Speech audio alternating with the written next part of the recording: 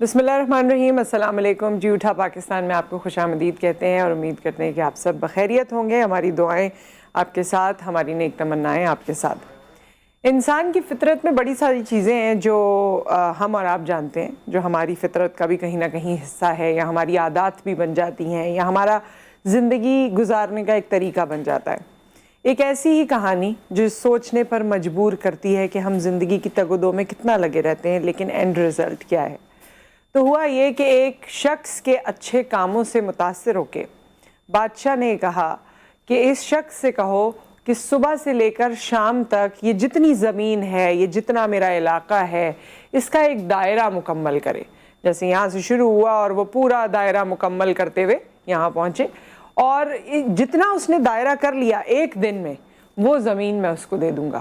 لیکن اگر وہ دائرہ مکمل نہ کر پایا تو پھر زمین اس کی نہیں ہوگی، پھر اسے کچھ نہیں ملے گا۔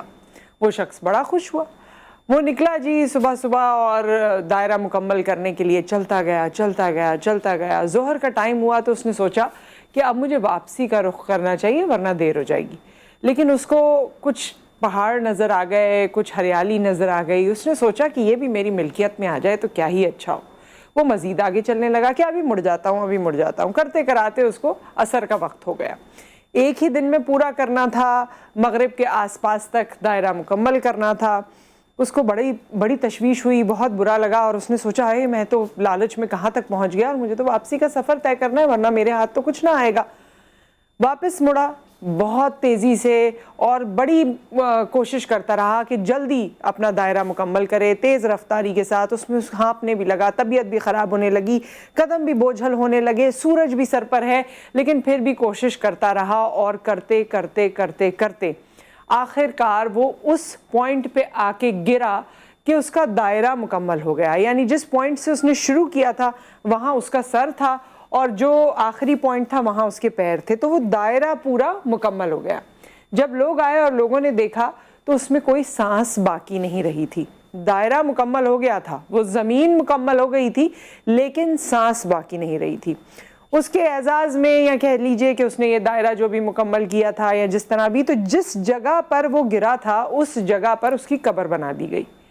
تو محض انسان جو دنیا سے لے کر جائے گا، یا جتنی زمین کی اس کو ضرورت ہے، وہ یہ قبر ہے۔